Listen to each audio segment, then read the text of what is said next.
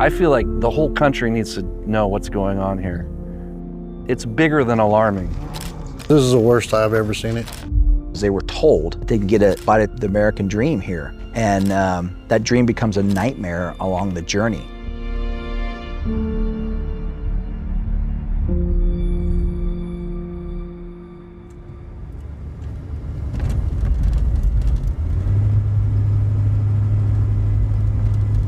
I'm down in Yuma, and I'm gonna go look at the border. And most of the movement at the border is, at this crossing, is between 1 and 3 a.m. I came down here because I want to see firsthand what the problem is and get as many ideas as possible about the best way to solve this problem.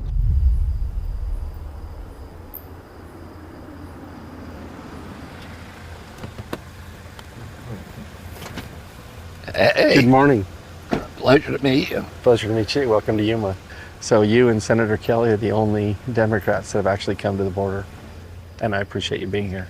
I'm very happy to be here. Thank you. I'm grateful to you. Thank you. Should we go? Let's go. I have to warn you that I've had some other high-profile visits, and that day that they came, nobody crossed. Does that mean somebody on this side Yes. with the Border Patrol is telling them? I don't know if they're with the Border Patrol or where they're with some other agency. Those people who are associated with the cartels. Yes. Yeah, definitely. And they've had more than 300 assassinations across the border, 25 miles from here, over the last year and a half, because they're fighting for control of the trafficking. Mr. Kennedy, if you want to look ahead, you'll kind of see where the wall begins. This is a new phenomenon for us where we've seen more people coming from Africa than ever before.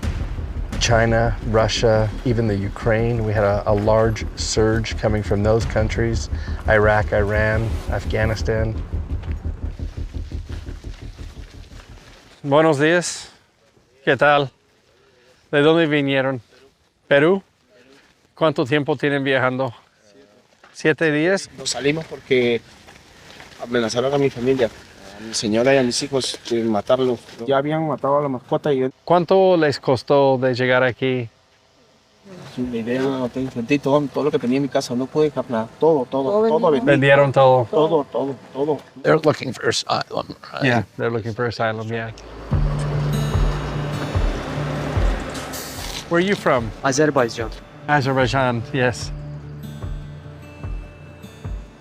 I'm at the border wall around Yuma, Arizona. It's about 2 o'clock in the morning.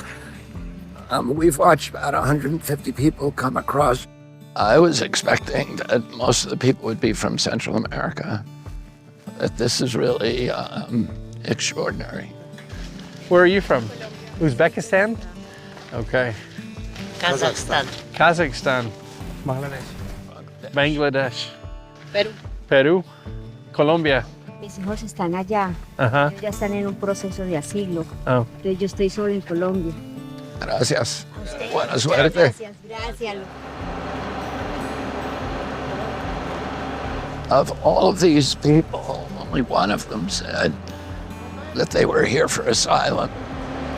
The rest of them are here for work, for better lives, doing the things that we all want for ourselves.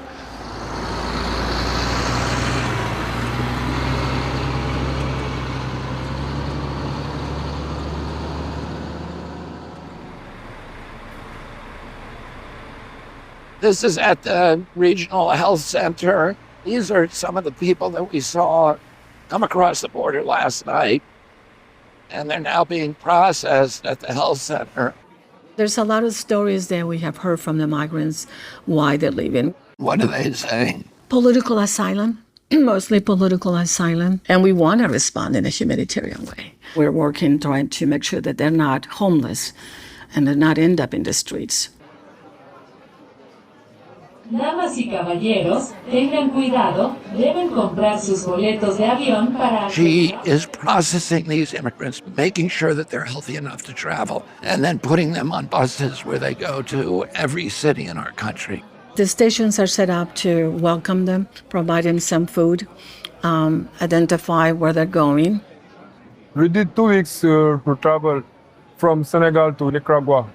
After Nicaragua, Honduras, Guatemala, Mexico, and here. I'm going to New York to join my uncle. My dream is to dream American, to live in America, to work and to help my family. We coordinate with the airport in Phoenix, and out they go to the final destination the same day.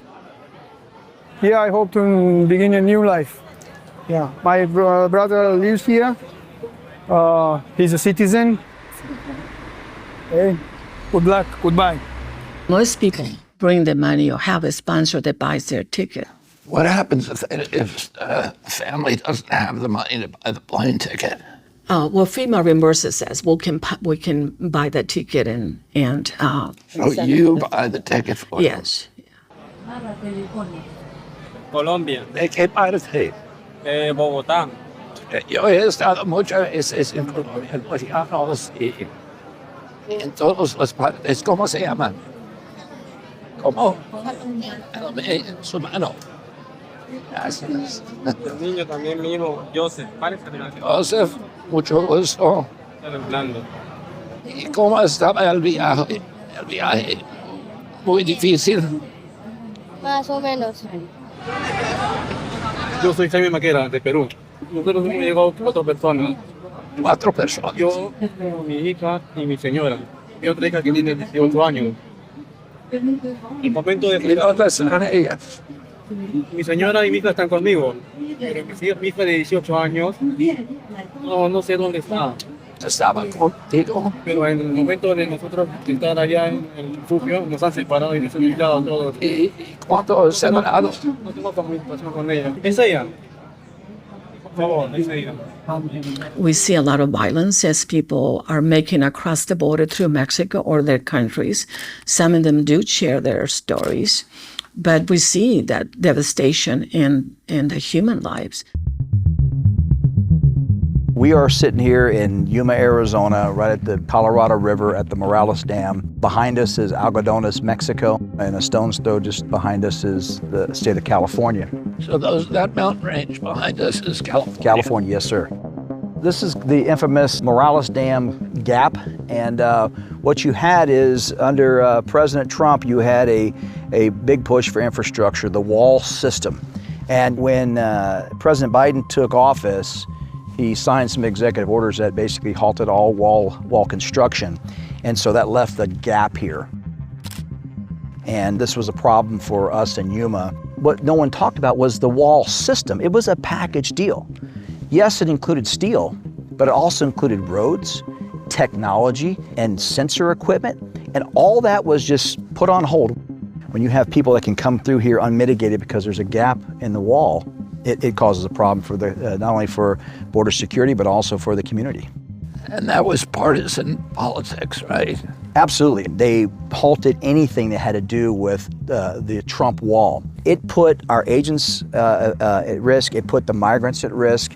It incentivized the profit making for the smugglers, for the cartels. It's done just the opposite of what they're trying to accomplish from a humanitarian standpoint. When you are giving people, an opportunity to come here the wrong way because the policies allow them to do that, that's exploiting people, and that's wrong.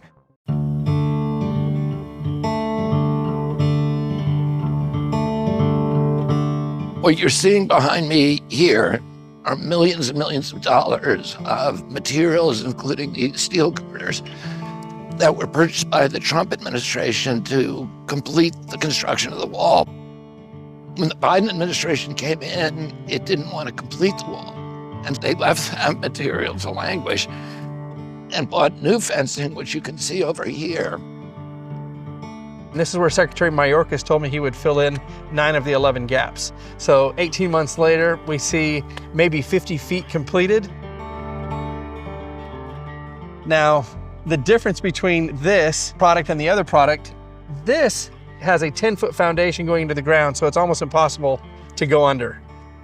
The other new fencing being installed, the foundations are on the top of the ground. So you don't necessarily have that secondary protection under the ground, where we've seen them start to use horizontal drilling machines to burrow under and use the bank teller type of tubes to send fentanyl and other drugs across the border.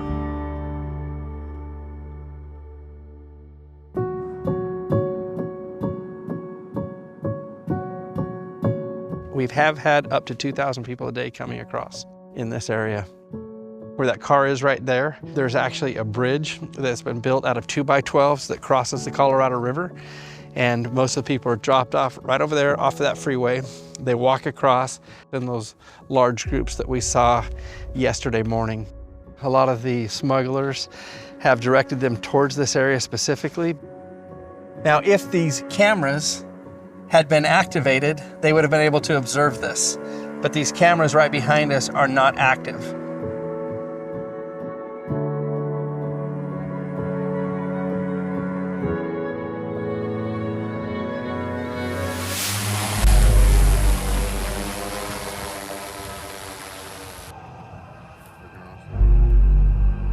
This is also an area which is infamous that they referred to as the rape tree. We would see Plan B, which is the day after, the morning after pill, found all throughout the ground, where the cartel, after taking advantage and raping women and young children as young as 12, it's been reported to us, they would force them to take the Plan B and then send them along their way.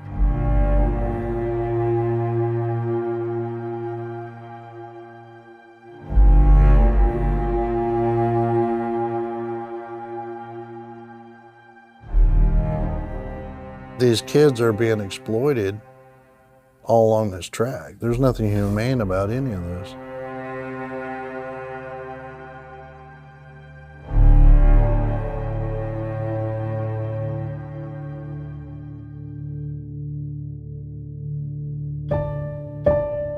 We work with child abuse, sexual assault, domestic violence, elder abuse, and human sex trafficking. Our unaccompanied minors here at the border are incredibly high, far higher than they should be. Imagine being a little kid and being stuck in the desert with no control over who does what to you, and there's nobody around. The youngest one in my recollection was a 10-year-old little boy. It's important to us to finally get people to understand that the dangers that await people as they make this journey, you don't know who you're going to come in contact with. They don't know who they're turning maybe their child over to. So we have 4 forensic interview rooms. These 2 that you're going to see here are child forensic interview rooms. I want you to walk in and see if you can find the camera and the microphone in here. I think that's the microphone. It's pretty well disguised. The whole point of that is that the child feels safe. The mics in these rooms are so sensitive that when a child lowers their head because they're feeling shame or they're upset or scared, even if they whisper, those mics are designed to pick up that very muted, quiet voice. In this room, obviously, we designed it to be as comfortable as we can possibly make it, because the reality is no child should ever have to come to this exam room for an exam.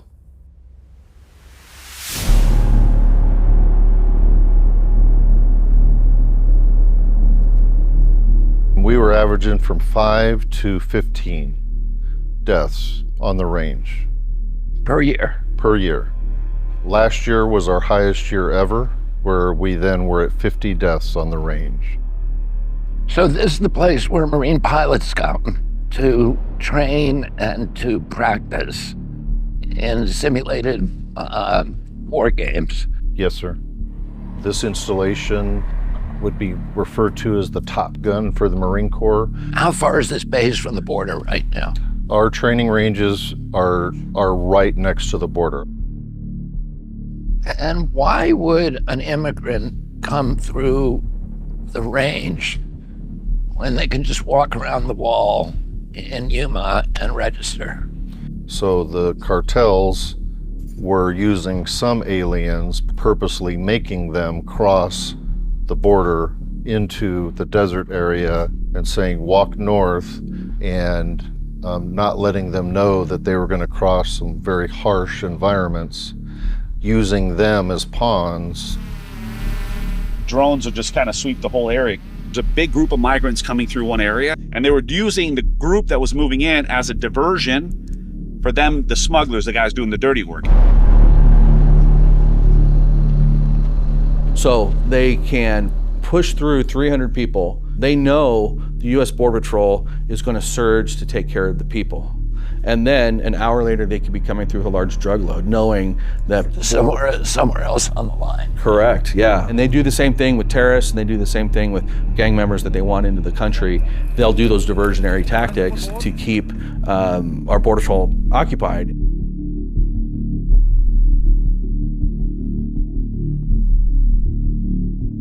So you have individuals dressed in camouflage, wearing these booties, so they can actually traverse the desert to try to hide their shoe impressions so that they're not able to be tracked by Border Patrol. We don't know where they're going, and we don't know what kind of criminal that we're dealing with, because they do not want to be caught. So they will go through the desert. Here, it's going to be 2 to 3 days walking through the desert from the border of Mexico, through all the remote desert, to get to any kind of civilization. You got to be pretty dedicated, especially with the heat coming on. And unfortunately, not all make it.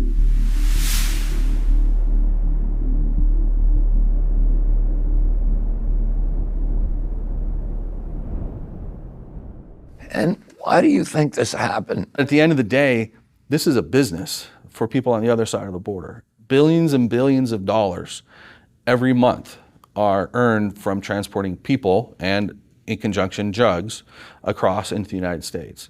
And that kind of activity doesn't go away easily.